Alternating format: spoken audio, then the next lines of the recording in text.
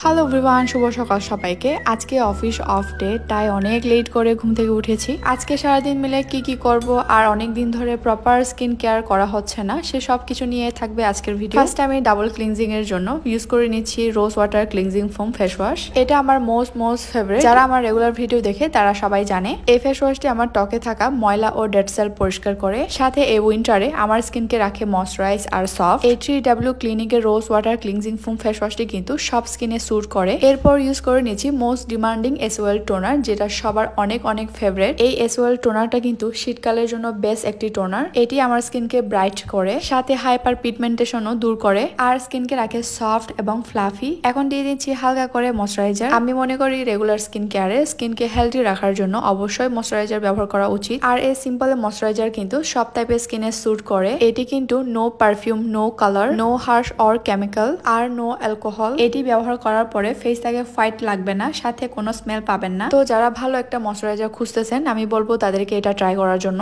এখন আসি স্কিন কেয়ারের মোস্ট ইম্পর্টেন্ট পার্ট নিয়ে। অনেকেই ধারণা শীতকালে সানব্লক ক্রিম ব্যবহার করতে হয় না, কিন্তু একদমই না। সানব্লক কিন্তু সব সময় ব্যবহার করা উচিত। আমি মনে করি স্কিন কেয়ারের প্রথম ধাপ হলো সানব্লক ক্রিম ব্যবহার করা। আর এই আলফেডো ইউভি সানব্লক কিন্তু অনেক লাইট ওয়েট, খুব সহজে স্কিনের সাথে মিশে যায়। এবারে কক্সবাজারে 2-3 দিন ছিলাম, শুধু আমি এই সানব্লকটা ব্যবহার করেছি। অনেক ভালো একটা প্রোডাক্ট পেয়েছিলাম। যাই হোক, এখন একটু হালকা করে লিপ বাম অ্যাপ্লাই করে নিয়েছি। এখন লাগিয়ে নিব শোপেনাই ব্র্যান্ডের বডি লোশন। যেহেতু একটু বাইরে বের হব বাজার করার জন্য, বাইরে কিন্তু অনেক রোদ, তাই আমি এই শোপেনাই ব্র্যান্ডের সান প্রোটেক্ট বডি লোশনটা ব্যবহার করে নিচ্ছি। এটি স্মেল খুবই সুন্দর, সাথে আমার বডিকে উজ্জ্বল এবং ময়শ্চারাইজ করবে। এখন হালকা করে একটু ব্লাশার অ্যাপ্লাই করে নিচ্ছি, যেহেতু বাইরে যাব। আমার মনে হয় কি সব মেয়েরা ব্লাশার অনেক পছন্দ করে। এনিওয়েজ, আমি কিন্তু প্রপার রেডি, দেন বের হয়ে যাচ্ছি। মন কিন্তু আমার জন্য ওয়েট করেছিল। সো একটা রিক্সা নিয়ে ডিরেক্ট চলে গেলাম একটা সুপার শপে। ঢুকে আমরা প্রথমে চলে গিয়েছিলাম বেকারিজ আইটেমে, যেহেতু আমাদের দুজনে কিছু খাওয়া হয় নাই। সো ওখানে গিয়ে হালকা পাতলা নাস্তা করে ফেললাম, দেন চলে গেলাম শপিং এ।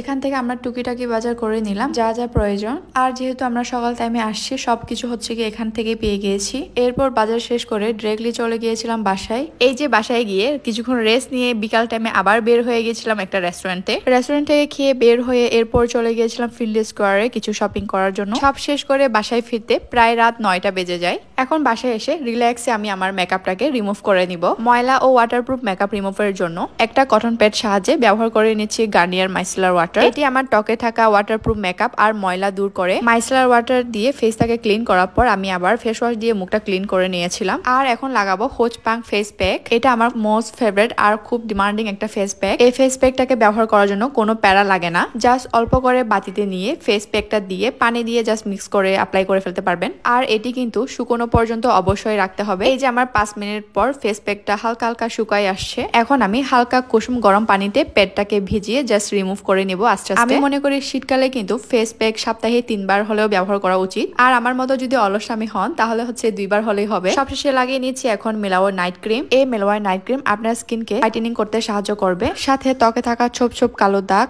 মেস্তা, ব্রাউন টিল দূর করতে সাহায্য করে। কোনো সাইড ইফেক্ট ছাড়া এই মেলাওয়ার নাইট ক্রিম আপনার স্কিনের সমস্যা সমাধান করে, স্কিনকে রাখবে ব্রাইটেনিং আর ফ্লাফি। তো এই যে আমার প্রপার স্কিন কেয়ার ডান। আজকে আমার এই ভিডিওটা এই পর্যন্ত। সবাই ভালো থাকবেন, দেখা হবে পরে কোনো ভিডিওতে। টাটা।